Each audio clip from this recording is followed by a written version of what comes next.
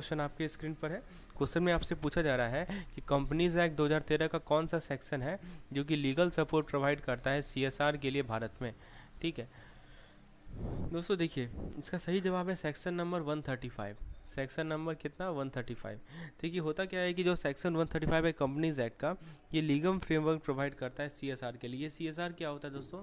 CSR होता है हमारा कॉरपोरेट सोशल रिस्पॉन्सिबिलिटी। ठीक है, सो सीएसआर का फुल फॉर्म याद रखिए, corporate social responsibility.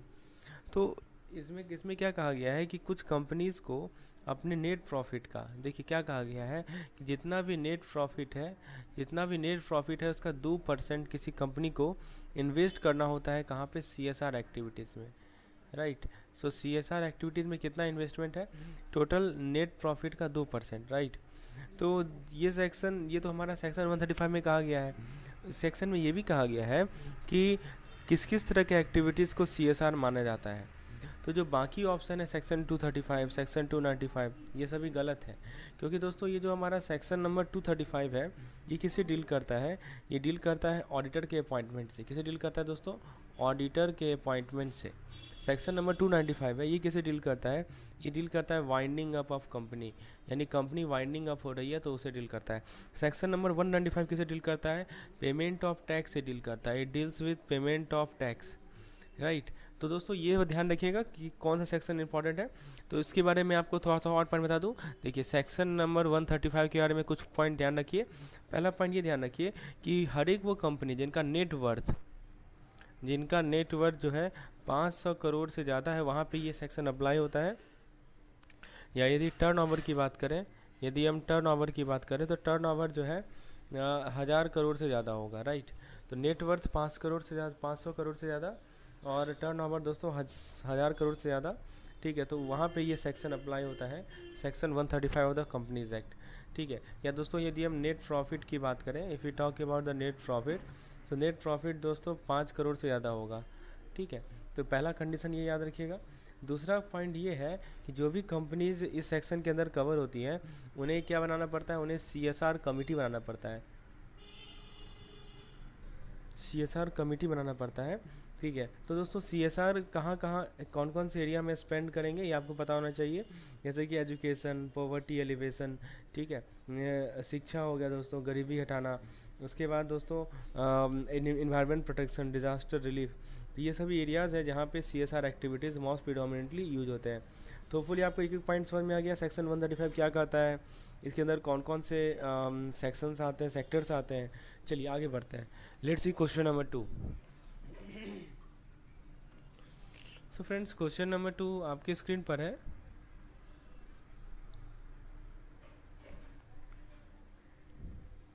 Question number 2 में आपसे पूछा जा रहा है कि as per the world bank estimate के अनुसार climate change is likely to lower Indian GDP dash by 2050।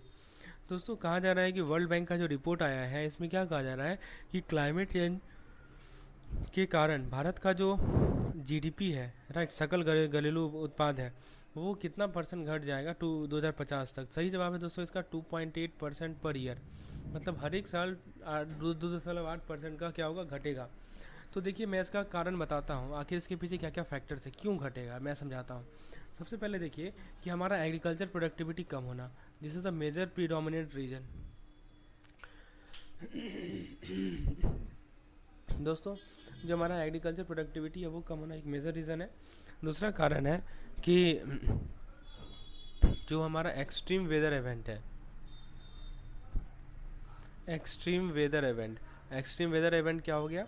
जैसे कि मान लीजिए कि आपका फ्लड आ गया, ड्रॉट हो गया, राइट, फ्लड आ गया, ड्रॉट हो गया, सूखा हो गया, बाढ़ आ गया, ये सभी फ्रिक्वेंटली होते रहते हैं। तो ये भी एक मेजर कारण है भारत का जीडीपी घटने का। तीसरा कारण है दोस्तों कि इंफ्रास्ट्रक्चर को डैमेज प्रोवाइड करना।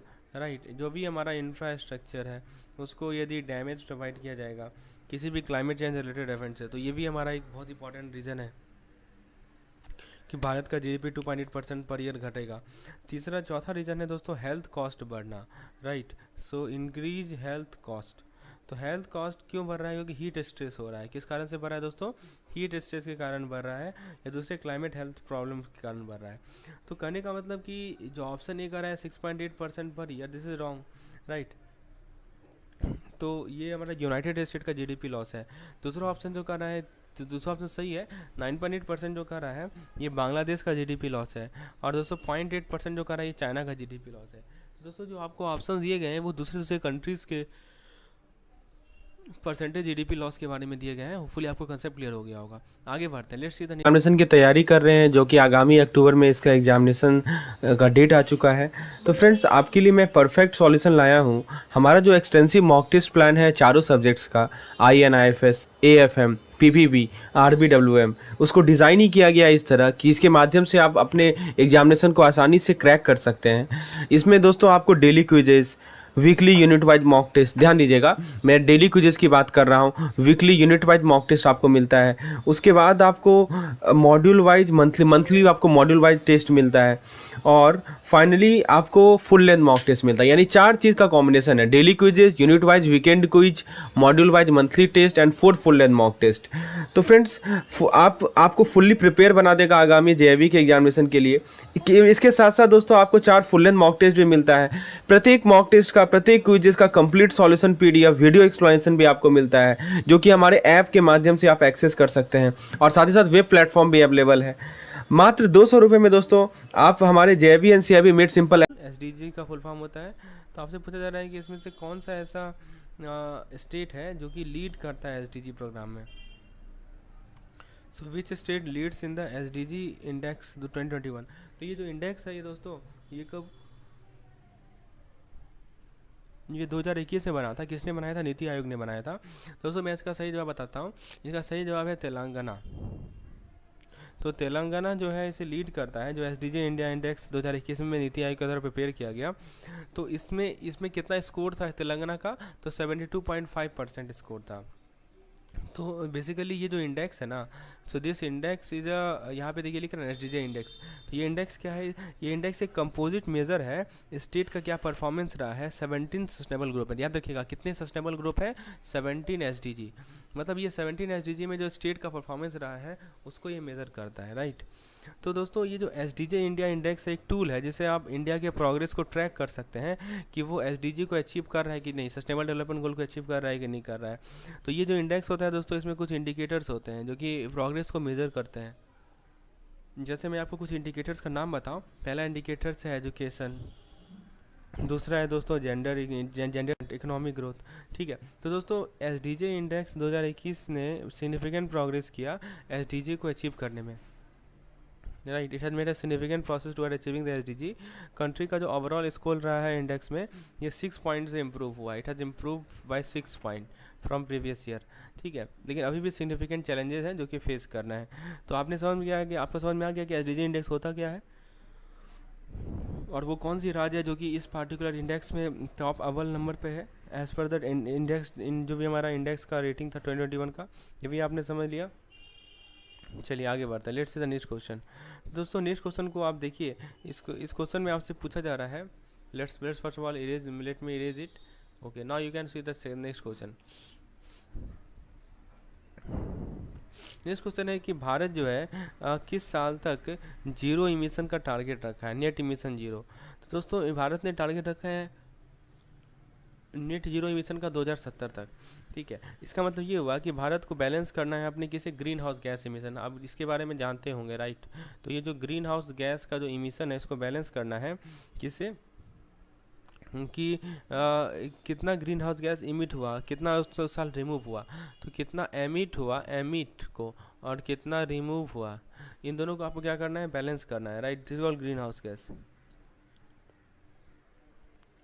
सो इन दिस पार्टिकुलर केस यदि नेट जीरो इमिशन एक क्रिटिकल स्टेप होता है ताकि क्लाइमेट चेंज को एड्रेस कर सकें, इससे कहते हैं हम लोग नेट जीरो इमिशन। और इंडिया का जो कमिटमेंट है इस गोल में वो सिग्निफिकेंट है। तो दूसरे ऑप्शन जो है, ऑप्शन ए कह रहा है आपका 2030। तो 2030 जो है टारगेट सेट किया गया यूरोपियन कंट्री के द्वारा, राइट। दूसरा ऑप्शन कह रहा है 2040, तो 2040 दोस्तों टारगेट सेट किया गया है यूके, यूनाइटेड किंगडम के द्वारा, और ऑप्शन सी कह रहा है 2050, ये यूनाइटेड स्टेट के द्वारा। तो अलग अलग कंट्रीज़ का अलग अलग डेट डाला गया है, भारत का है 2070 के द्वारा। चलिए आगे बढ़ते हैं दोस्तों, list next question. Next question आप क्वेश्चन नंबर 5 आपके स्क्रीन पर है। इस क्वेश्चन में क्या पूछा जा रहा है दोस्तों कि यदि आपको ग्लोबल वार्मिंग को 1.5 डिग्री सेंटीग्रेड तक लिमिट करना है, right, if you want to limit the global warming to 1.5 degree centigrade, तो उस केस में दोस्तों आपसे पूछा जा रहा है कि साइंटिस्ट ने रिकमेंड किया कि 2030 तक जो ग्लोबल इमिशन है वो कितना तक कट कर दें, ठीक है, एज़ कम्पेयर टू 2020 लेवल। तो बताइए क्या सही जवाब होगा इसका। ग्लोबल वार्मिंग को यदि हमें 1.5 डिग्री सेंटीग्रेड तक लिमिट करना है, तो साइंटिस्ट ने रिकमेंड किया कि 2030 तक जो है ग्लोबल इमिशन को कितना कट किया जाए। This is the question.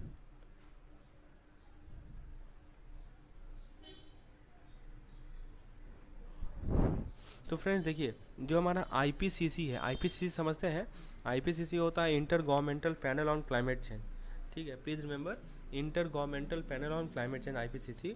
तो ये आईपीसीसी ने ये कहा कि हमें यदि ग्लोबल वार्मिंग को 1.5 डिग्री सेंटीग्रेड तक लिमिट करना है, तो ग्लोबल इमिशन जो है 45% तक कट करना पड़ेगा।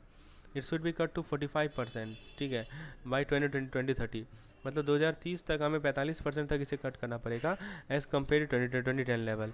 इसका मतलब ये हुआ कि जो हमारे ग्लोबल इमिशन है, ग्लोबल इमिशन को सिग्निफिकेंटली रिड्यूस करना पड़ेगा अगले डिकेड में, ताकि आप वर्स्ट इम्पैक्ट का, so that you can avoid the worst impact on climate change.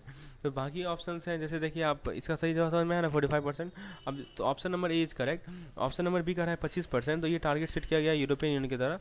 So for every country there is a different target set, but for India this is different. Hopefully you have understood this particular concept.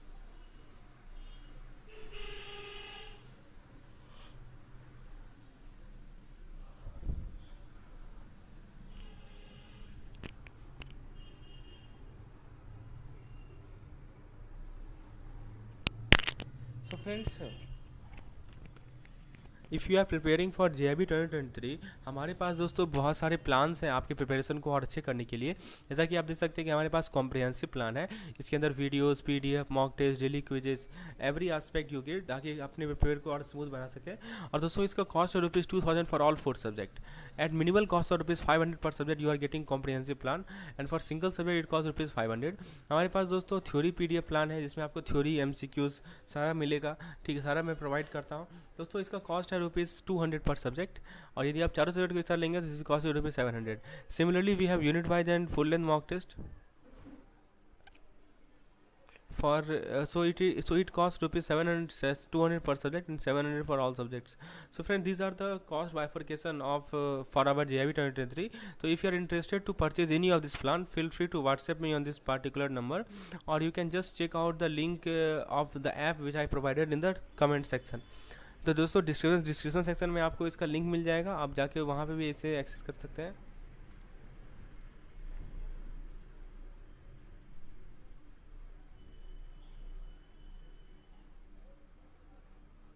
Now let's see the next slide. Okay, so hopefully you have understood this particular concept. So friends, this is our app JIB and CIB made simple. आप इसे play store पे install कर सकते हैं, and आप उसके बाद install करने के बाद दोस्तों आपके पास एक OTP आएगा, OTP को इंटर करेंगे, और इंटर करके आपको इस प्रकार का इंटरफेस दिखेगा, जिसमें आप सारे के सारे कोर्सेज को देख सकते हैं, और पेमेंट करके आपको जो भी कोर्स पसंद आए उसे आप एक्सेस कर सकते हैं।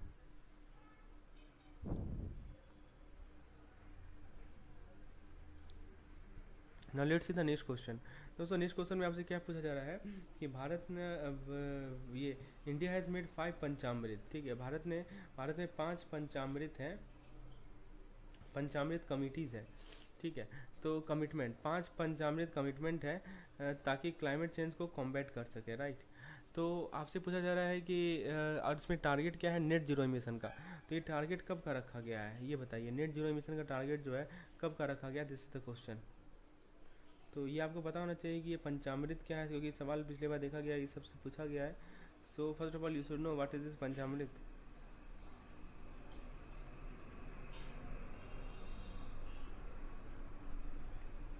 सो फ्रेंड्स देखिए, भारत ने 5 पंचामृत कमिटमेंट दिया है ताकि क्लाइमेट चेंज को कॉम्बैट कर सकें। तो इसे यदि आपको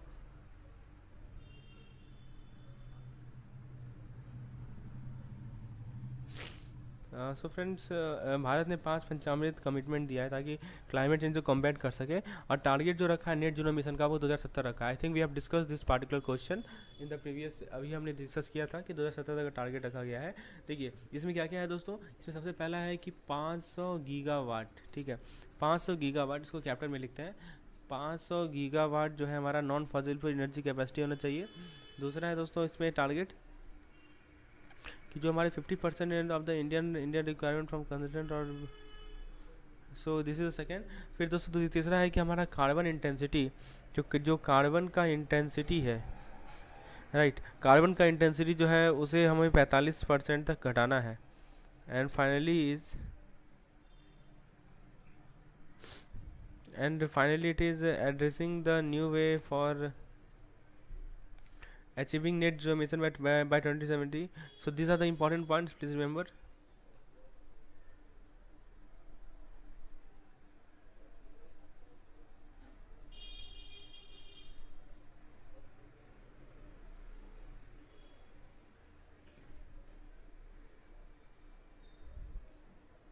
Now let's see the next question that we have.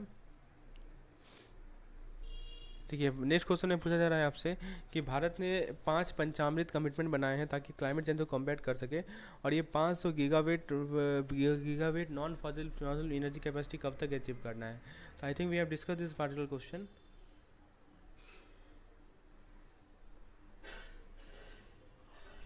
तो फ्रेंड्स सही जवाब है इसका ऑप्शन नंबर बी, 2030 तक, ठीक है। तो हमारा जो इसमें पंचामृत कमिटमेंट में जो हमारा non fossil fuel energy capacity 500 gigawatt का जो अचीव करने का टारगेट रखा गया है, ये रखा गया है 2030 तक। Please remember option number b is correct. Let's see the question number, next question.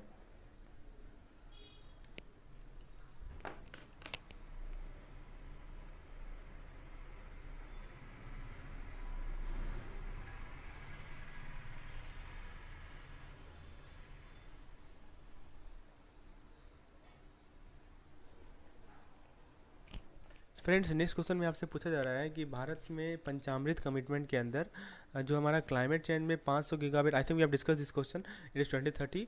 और अब बताइए ये कि 50% of its energy resource from renewable energy, बताइए इसका टारगेट कब रखा गया। आप रिन्यूएबल एनर्जी समझते हैं, तो 50% जो टोटल एनर्जी रिक्वायरमेंट है वो रिन्यूएबल एनर्जी से हो, तो इसका टारगेट कब का रखा गया है, ये बताइए कितना साल का रखा गया है टारगेट। तो आपके सामने ऑप्शन है 2025, 2030, 2070, 2050। सही जवाब है दोस्तों इसका 2030, यानी 2030 तक जो है उसका energy requirement renewable energy source से होगा। वो कब से होगा दोस्तों, 2070।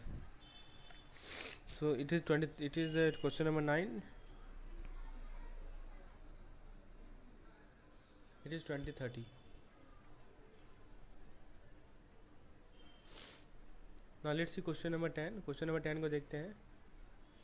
क्वेश्चन नंबर 10 है कि वर्ल्ड बैंक के एस्टिमेट के अनुसार जो हमारा क्लाइमेट चेंज है वो भारत के जीडीपी को कितना % घटा देगा 2050 तक। बताइए कि हमारा जो क्लाइमेट चेंज है वो इंडिया के जीडीपी को 2050 तक कितना घटा देगा, दिस इज द क्वेश्चन। तो ऑप्शन ए है 6.8% पर ईयर, 2.8% पर ईयर, 9.8% पर ईयर, 0.8% पर year. I think we have discuss this question. So देखिए क्लाइमेट चेंज, वर्ल्ड बैंक का एस्टिमेट ये कहता है कि जो क्लाइमेट चेंज है वो भारत के जीडीपी को 2.8% पर ईयर से तक घटा देगा 2050 तक।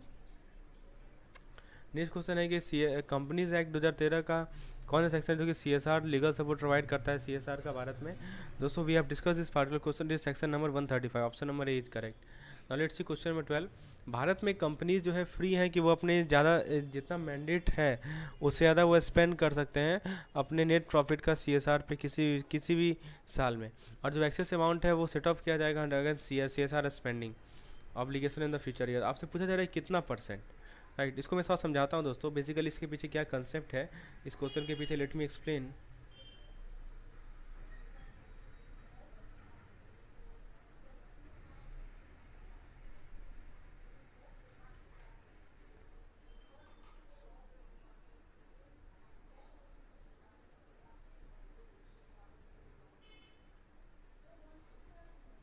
So friends, let me explain this particular question.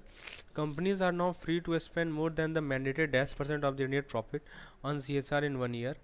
And देखिए क्या कर रहा है कि कंपनी भारत में वो ज़्यादा से ज़्यादा 3%, करेक्ट आंसर है दोस्तों इसका ऑप्शन नंबर भी, दैट इज़ 3%। तो जो मैंडेटेड 3% है अपने नेट प्रॉफिट का, वो CSR पे स्पेंड कर सकती है, उससे ज़्यादा स्पेंड कर सकती है, ठीक है। तो जो एक्सेस अमाउंट स्पेंड होगा वो सेटअप किया जाएगा CSR स्पेंडिंग ऑब्लिगेशन का फ्यूचर ईयर में। दोस्तों ये जो 3% CSR स्पेंडिंग रिक्वायरमेंट है, ये सेट आउट किया गया है section 135 of the companies act. अभी मैंने आपको बताया था कि सेक्शन 135 का क्या रिलेवेंस है, तो वही सेक्शन है, याद रखिएगा, section number 135 of companies act है, जिसके अंदर ये मैंडेटरी किया गया है। तो ये सेक्शन हर एक कंपनी के लिए अप्लाई होता है जिसका नेटवर्थ, ध्यान रखिएगा, फिर से मैं रिपीट कर दूं, जितना बार रिपीट करेंगे उतना अच्छा है। तो नेटवर्थ दोस्तों कितना से ज़्यादा होना चाहिए, 500 करोड़ से ज़्यादा होना चाहिए। उसके बाद टर्नओवर दोस्तों 1000 करोड़ से ज़्यादा होना चाहिए, ठीक है। सो उसी उसी को आपको दोस्तों ये पार्टिकुलर। तो नेक्स्ट है कि जो हमारे मिनिस्ट्री ऑफ कॉर्पोरेट अफेयर होता है, इन्होंने फ्लेक्सिबिलिटी को इंट्रोड्यूस किया था ताकि लोग ज़्यादा से ज़्यादा 3% ज़्यादा स्पेंड कर सके, ताकि इंकरेज कर सके कंपनीज को कि वो प्रोएक्टिव अप्रोच ले सोशल रिस्पॉन्सिबिलिटी के लिए।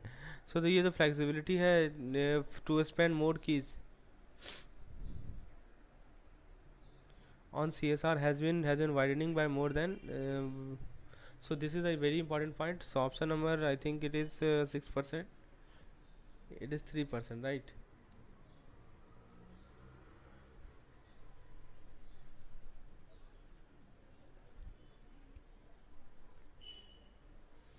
So friends, now let's see the next question that we have. Next question is the penalty, at least how much for defaulting company and at least how much for its defaulting officer were introduced in 2020। मतलब 2020 में दोस्तों कितना penalty लाया गया था प्रत्येक company के लिए और प्रत्येक ऑफिसर के लिए, ताकि जो हमारा इम्प्रिजनमेंट प्रोविजन था 3 साल का डिफॉल्टिंग ऑफिसर का, उसको हटाया गया, उसको रिप्लेस किया जाए। तो दोस्तों इसको, ये एक फैक्ट बेस्ड क्वेश्चन है, याद रखिएगा कि देखिए डिफॉल्टिंग कंपनीज के लिए जो पेनल्टी था वो 2 करोड़ का था, यानी कोई कंपनी डिफ़ॉल्ट कर रही है तो उसके लिए पेनल्टी है 2 करोड़ का। और प्रत्येक डिफ़ॉल्टिंग ऑफिसर के लिए जो हमारा प्रोविज़न है 3 साल का, वो पेनल्टी है 2 करोड़ का डिफ़ॉल्टिंग कंपनीज के लिए, right. And for 1 crore for and penalty at least how much, okay, so that is 1 crore, okay, not 2 crore, 1 crore for defaulting companies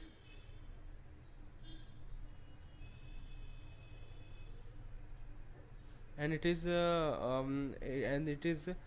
2 lakh for each defaulting officer।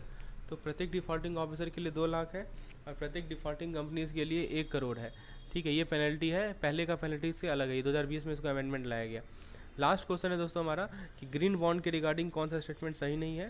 तो ये सॉवरिन एंटिटी इशू करती है, ठीक है, इंटर गवर्नमेंटल ग्रुप या alliance या corporate issue करते हैं। भारत ने ग्रीन बॉन्ड को इशू करना स्टार्ट किया 2015 से। जितने भी ग्रीन बॉन्ड इशू किए गए 2015 तक का, उनके पास मैच्योरिटी 5 साल से ज़्यादा का है, लेकिन 10 साल से कम है।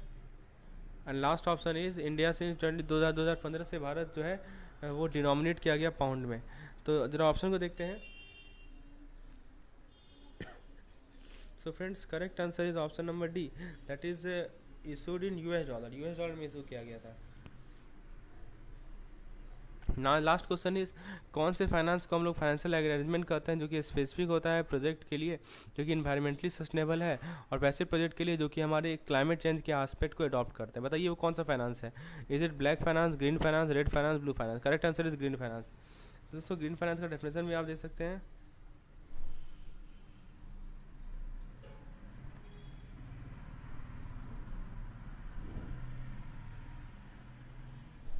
So friends, this is our complete discussion of 15 questions from unit number 10. If you want such type of MCQs for each and every unit, please subscribe to our course। App का लिंक आपको description में दिया गया है, हमारे course में subscribe कर लें। प्रत्येक यूनिट से दोस्तों आपको 100 से 150 क्वेश्चन मिल जाएंगे प्रैक्टिस करने के लिए। That will be more than enough for JIB examination.